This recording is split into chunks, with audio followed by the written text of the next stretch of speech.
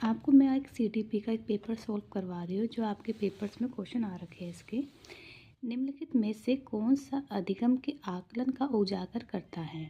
इसका मतलब अधिगम माने लर्निंग, जो बच्चा सीखता है उसके आकलन असेसमेंट का उजागर करता है। जैसे शिक्षक मानक उत्तरों से विद्यार्थियों के उत्तर की तुलना करके उसका आकलन करता है। आपको कैसे ऑप्शन रिजेक्ट करना है, जैसे इसमें है तुलना, हमें कभी भी कोई भी उत्तर की किसी भी उत्तर की तुलना नहीं करनी है। जहाँ भी उत्तर आ जाए, तुलना आ जाए, तो उस चीज़ को हमें क्रॉस कर देना है। शिक्षक पाठ्य पुस्तकों में दी गई जानकारी के आधार पर विद्यार्थियों का आकलन करता है। इसमें जो महत्व दिया गया है शिक्षक को दिया गया, उसकी पाठ्य पुस्तकों को दिया गया, तो हम इस ऑप्शन को नहीं लेंगे। हमें उस ऑप्शन को लेना है जहाँ पे एक बच्चे को महत्व ज़्यादा दिया जाए। शिक्षक किसी भी विद्यार्थी के निष्पादन, जो भी कार्य करता है उसका आकलन दूसरों के निष्पादन की तुलना से करता है।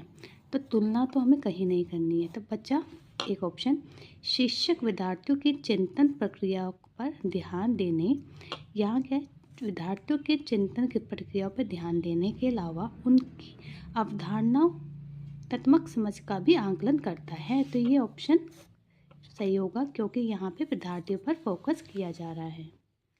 सेकंड क्वेश्चन है, बाल केंद्रित क्या होती है। बाल केंद्रित शिक्षा क्या होती है, जिसमें हम ज़्यादा फोकस बच्चे पे करें, बच्चा कैसे सीख सकता है उसी के अकॉर्डिंग उनकी शिक्षा पद्धति का यूज़ किया जाए, शिक्षक मेथड का यूज़ किया जाए, तो बाल के अकॉर्डिंग ही किया जाए। तो पहला ऑप्शन है बच्चों के अनुभव, माने यहाँ बच्चों पे फोकस किया जा रहा है और उनकी आवाज़ को प्रमुखता देना। शिक्षक द्वारा बच्चों को आदेश देना, हमें बच्चों को आदेश कभी नहीं देना, तो ये सेकंड ऑप्शन गलत है। निर्धारित सूचना का अनुसरण करने में बच्चों को सक्षम बनाना, क्या हमें बच्चों को सूचना दे दी, क्या उसका वो उसी की रट्टाफिकेशन करेगा? नहीं। कक्षा में सारी बातें सीखने के लिए शिक्षक को आगे आगे होना, हमें शिक्षक को महत्व नहीं देना, हमें बच्चों को महत्व देना है। तो ऑप्शन हो गया बच्चों के अनुभवों और उनकी आवाज़ को प्रमुखता देना।